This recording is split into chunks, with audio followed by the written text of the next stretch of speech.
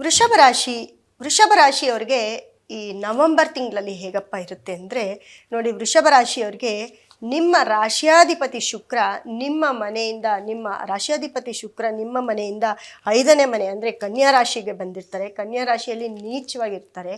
ಹಾಗಾಗಿ ಏನಪ್ಪ plus point ಅಂತಂದರೆ, ನಿಮ್ಮ ಯಾವುದೇ ದುಡ್ಡು ಕಾಸಿನ ವಿಚಾರ ಆಗಿರ್ಬೋದು, ಅಥವಾ ನಿಮ್ಮ ಮನೆಯಲ್ಲಿ ಯಾವುದಾದ್ರೂ ನಿಮ್ಮ ಮಕ್ಕಳಿಗಾಗಿರ್ಬೋದು, ನೀವು ಮದುವೆ ಮುಂಜಿ ಅಂತ ಏನಾದರೂ ಮಾಡ್ತೀರಾ, ತುಂಬ ಕೇರ್ಫುಲ್ ಆಗಿರಬೇಕಾಗತ್ತೆ. ನಿಮ್ಮ ಮಕ್ಕಳಿಗೆ ಅಥವಾ ನೀವೇ ಮದುವೆ ಮಾಡ್ಕೊಳ್ಬೇಕು ಅಂತಂದರೆ ಅಕಸ್ಮಾತ್, ಯಾಕಂದರೆ ಈ 5ನೇ ಮನೆಗೆ ಬಂದಿರೋದ್ರಿಂದ ಮಕ್ಕಳ ಬಗ್ಗೆ ತುಂಬ ಕೇರ್ಫುಲ್ ಆಗಿರಿ. ಜೊತೆಗೆ ನಿಮ್ಮ ಮನೆಯಲ್ಲಿ ಯಾವುದಾದ್ರೂ ಒಂದು ವಸ್ತುವಿನಿಂದ ನೀವು ತುಂಬ ಮನೇಲಿರೋರೆಲ್ಲ ಸ್ವಲ್ಪ ಕಿತ್ತಾಡಬೇಕಾಗುತ್ತೆ. ಅದನ್ನು ಸ್ವಲ್ಪ ಹುಷಾರಾಗಿ ನೋಡ್ಕೊಳ್ಬೇಕಾಗುತ್ತೆ. ಮತ್ತು 5ನೇ ಮನೆ ಅಂತಂದರೆ ನಮಗೆ ಪೂರ್ವ ಪುಣ್ಯನು ತೋರಿಸುತ್ತೆ. ಹಾಗಾಗಿ ನಿಮ್ಮ ಮನೆಯ ತಲತಲಾಂತರದಿಂದ ಬಂದಿರತಕ್ಕಂಥ ಯಾವುದಾದ್ರು ದುಡ್ಡಾಗಿರ್ಬೋದು, ಆಸ್ತಿ ಆಗಿರ್ಬೋದು, ಅಥವಾ ಅದರಿಂದ ಏನಾದರೂ ಒಂದು ಬೆನಿಫಿಟ್ ಆಗಿರ್ಬೋದು, ಅದೆಲ್ಲವೂ ಕೂಡ ನಿಮ್ಮ ಕೈ ಸೇರುತ್ತೆ ಅಂತ ಹೇಳ್ಬೋದು. ಇದರಲ್ಲಿ ಹೆಂಗಸರ ಪಾತ್ರ ಅತಿ ಮುಖ್ಯವಾಗಿರುತ್ತೆ. ಅದರಲ್ಲೂ ತುಂಬ ನೋಡಿ, ವೃಷಭ ರಾಶಿಯಲ್ಲಿ ಲೇಡೀಸು ಏನೇನೆಲ್ಲ ಕೆಲಸ ಮಾಡ್ತಿರ್ತೀರ, ಹೆಂಗಸರಿಗೆ ತುಂಬ ಪ್ಲಸ್ ಪಾಯಿಂಟ್ ಅಂತ ಹೇಳ್ತೀನಿ ಈ ತಿಂಗಳು. ಯಾರೆಲ್ಲ ವೃಷಭ ರಾಶಿಯಲ್ಲಿ, ಅದರಲ್ಲೂ ಕೃತಿಕ, ರೋಹಿಣಿ, ಮೃಗಶಿರ ನಕ್ಷತ್ರ, ಅದರಲ್ಲೂ ರೋಹಿಣಿ ನಕ್ಷತ್ರ 4 ಪಾದಗಳಿಗೂ ಕೂಡ ಒಳ್ಳೆ ರಿಸಲ್ಟ್ ಇರುತ್ತೆ. ಮುಖ್ಯವಾಗಿ ಏನಪ್ಪ ಅಂತಂದರೆ ನೋಡಿ, 6ನೇ ಮನೆಯಲ್ಲಿ ಸೂರ್ಯ ಬರ್ತಾನೆ. 6ನೇ ಮನೇಲಿ ಸೂರ್ಯ ಬಂದಾಗ ಹಿರಿಯ ಅಧಿಕಾರಿಗಳ ಜೊತೆ ಯಾರಾದರೂ ಒಡನಾಟ ಇಟ್ಕೊಂಡಿದ್ರೆ ಅಲ್ಲಿ ಎಲ್ಲೋ ಒಂದು ಕಡೆ ನಿಮಗೆ ಮಿಸ್ಅಂಡರ್ಸ್ಟ್ಯಾಂಡಿಂಗ್ ಆಗುತ್ತೆ.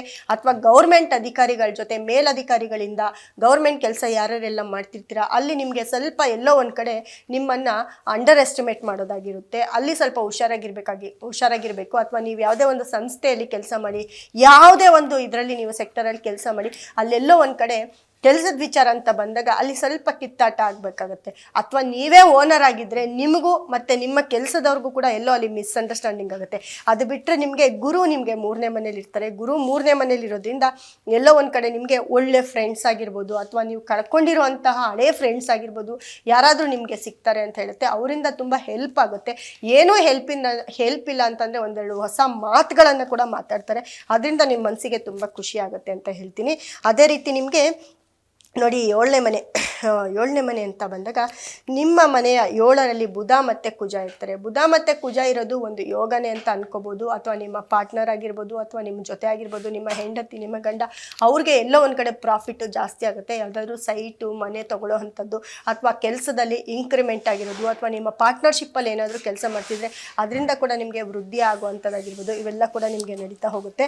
ಮತ್ತು ಮುಖ್ಯವಾಗಿ ಏನಪ್ಪ ಅಂತಂದರೆ ನೋಡಿ, ನಿಮಗೆ 9ನೇ ಮನೆ, 9ನೇ ಮನೆಯಲ್ಲಿ 9ನೇ ಮನೆಗೆ ಗುರು ದೃಷ್ಟಿ ಬೀಳೋದ್ರಿಂದ 9ನೇ ಮನೆಗೆ ಗುರು ದೃಷ್ಟಿ ಬೀಳೋದ್ರಿಂದ ಅಲ್ಲೂ ಕೂಡ ನಿಮಗೆ ತುಂಬ ಪಾಸಿಟಿವ್ ಇರುತ್ತೆ. ತುಂಬ ಪಾಸಿಟಿವ್ ಅಂತಂದರೆ ಮುಖ್ಯವಾಗಿ ನಿಮಗೆ ಗುರುವಿನ ದೃಷ್ಟಿ, 7ನೇ ದೃಷ್ಟಿಯಲ್ಲಿ ಬೀಳೋದ್ರಿಂದ ನಿಮ್ಮ ಪಾರ್ಟ್ನರು, ನಿಮ್ಮ ಜೊತೆ ಇರೋರು, ಅಥವಾ ನಿಮಗೆ ಯಾರಾದರೂ ಹೊಸೊಬ್ಬರು ಪರಿಚಯ ಇದ್ದರೆ ಅವ್ರ ಕಡೆಯಿಂದ ಲಾಭ ಬರುವಂಥದ್ದಾಗಿರುತ್ತೆ ನಿಮಗೆ.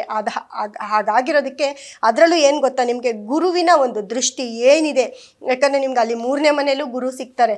ಇಲ್ಲಿ ಬಂದರೆ ನಿಮಗೆ ವೃಶ್ಚಿಕ ರಾಶಿ ಅಂದರೆ 5ನೇ ದೃಷ್ಟಿಯಲ್ಲಿರುತ್ತೆ. ಅಲ್ಲಿ ಬುಧ ಕುಜ ಇರ್ತಾರೆ. ಅಲ್ಲೂ ಕೂಡ ನಿಮಗೆ ಒಳ್ಳೆ ಒಂದು ರಿಸಲ್ಟನ್ನು ಕೊಡ್ತಾನೆ ಗುರು. ಹಾಗಾಗಿ ಅದ್ರ ಜೊತೆಗೆ ನಿಮಗೆ ಮಕರ ರಾಶಿ ಅಂದರೆ 7ನೇ ದೃಷ್ಟಿ ಕೊಡೋದ್ರಿಂದ, ನಿಮ್ಮ ಮನೆಗೆ 7ನೇ ಮನೆಗೆ 7ನೇ ದೃಷ್ಟಿ ಕೊಡೋದ್ರಿಂದ ಅಲ್ಲೂ ಕೂಡ ನೀವು ಯಾವುದೇ ಕೆಲಸ ಕಾರ್ಯ ಮಾಡಿದ್ರು, ಅದರಲ್ಲೂ ನಿಮ್ಮ ಪಾರ್ಟ್ನರ್ಶಿಪ್ಪು, ನಿಮ್ಮ ಜೊತೆ ಇರೋರು, ಅಥವಾ ನಿಮ್ಮ ಸಂಸ್ಥೆ ಏನೇ ಕೆಲಸ ಮಾಡಿದ್ರು ತುಂಬ ವೃದ್ಧಿ ಆಗುತ್ತೆ. ಮತ್ತು ಆರೋಗ್ಯ ಅಂತ ಬಂದಾಗ ನೋಡಿ, ನಿಮಗೆ 10ನೇ ಮನೆಯಲ್ಲಿ ನಿಮಗೆ ರಾಹು ಇರೋದ್ರಿಂದ ಆರೋಗ್ಯದ ವಿಚಾರ, ಕೆಲಸದ ವಿಚಾರದಲ್ಲಿ ಸ್ವಲ್ಪ ನೋಡ್ಕೊಳ್ಬೇಕಾಗತ್ತೆ. ಆರೋಗ್ಯದ ವಿಚಾರದಲ್ಲಿ ಎಲ್ಲೋ ಒಂದು ಕಡೆ ನಿಮಗೆ ಹೆಲ್ತ್ ಸಮಸ್ಯೆ ಜಾಸ್ತಿ ಆಗ್ಬೋದು. ಹಾಗಾಗಿ ಹೊಟ್ಟೆ ಪ್ರಾಬ್ಲಮ್ ಆಗಿರ್ಬೋದು, ಅಥವಾ ಯೂರಿನ್ ಇನ್ಫೆಕ್ಷನ್ ಆಗಿರ್ಬೋದು, ಅಥವಾ ಹೆಂಗಸರಿಗೆ ಮುಟ್ಟಿನ ಒಂದು ಪ್ರಾಬ್ಲಮ್ ಆಗಿರ್ಬೋದು, ಇವೆಲ್ಲವೂ ಕೂಡ ಸ್ವಲ್ಪ ಜಾಸ್ತಿ ಆಗ್ತಾ ಹೋಗುತ್ತೆ ವೃಷಭ ರಾಶಿಯವರಿಗೆ. ಅದನ್ನು ಸ್ವಲ್ಪ ಕೇರ್ಫುಲ್ಲಾಗಿ ನೋಡ್ಕೊಳ್ಬೇಕಾಗುತ್ತೆ. ಜೊತೆಗೆ ನಿಮಗೆ ನೋಡಿ, 11ನೇ ಮನೇಲಿ ಶನಿ ಪ್ಲಸ್ ಗುರುವಿನ 9ನೇ ದೃಷ್ಟಿ 11ನೇ ಮನೇಲಿ ಬೀಳೋದ್ರಿಂದ ಅಲ್ಲೂ ಕೂಡ ನಿಮಗೆ ಪಾಸಿಟಿವ್ ಆಗುತ್ತೆ. ಒಟ್ಟಾರೆ ವೃಷಭ ರಾಶಿಯವರಿಗೆ ತುಂಬ ಒಳ್ಳೆ ಒಂದು ತಿಂಗಳಾಗಿರುತ್ತೆ ಇದು. ನೀವೇನೇ ಮಾಡಿದ್ರು ನಿಮಗೆ ಒಂದು ಯೋಗದ ಒಂದು ತಿಂಗಳಾಗಿರುತ್ತೆ. ಯಾಕೆಂದರೆ ಗುರು ಬದಲಾವಣೆಯಿಂದ ಎಲ್ಲವೂ ಕೂಡ ಚೇಂಜ್ ಆಗ್ತಾ ಹೋಗುತ್ತೆ ಅಂತ ಹೇಳ್ತಾ, ಬೆಸ್ಟ್ ರೆಮಿಡಿ ಏನಪ್ಪ ಅಂತಂದರೆ ನಿಮಗೆ ನೋಡಿ, ಈ ತಿಂಗಳು ಪೂರ್ತಿ ನೀವು ಯಾರು ಕೈಲಾಗಲ್ವಾ ಹೆಂಗಸರಿಗೆ ನಿಮ್ಮ ಕೈಲಾಗುವಂಥದ್ದು ದಿನಕ್ಕೆ ಒಂದೊಂದು ಏನಾದರೂ ಒಂದೊಂದು ಕೊಡಿಸ್ತಾ ಇರಿ. ಒಂದಿನ ಹೂವು ಕೊಡಿಸಿ, ಒಂದಿನ ಬಳೆ ಕೊಡಿಸಿ, ನಿಮ್ಮ ಕೈಲಿ ಏನಾಗುತ್ತೆ 10 ರೂಪಾಯಿ ಖರ್ಚು ಮಾಡಿ ಏನಾದರೂ ಒಂದು ಇಡ್ಲಿ ಕೊಡಿಸಿ, ಒಂದು ಕಾಫಿ ಕೊಡಿಸಿ. ಈ ಥರ ಮಾಡ್ತಾ ಬಂದರೆ ಖಂಡಿತವಾಗ್ಲೂ ನಿಮಗೆ ಈ ಒಂದು ತಿಂಗಳು ನಿಮ್ಮದು ರಾಜಯೋಗನೇ ಅಂತ ಹೇಳ್ಬೋದು. ಹಾಗಾಗಿ ವೃಷಭ ರಾಶಿಯವರಿಗೆ ತುಂಬ ರಾಜಯೋಗ ತಂದುಕೊಡುವಂಥ ಈ ಒಂದು ತಿಂಗಳಾಗಿರುತ್ತೆ.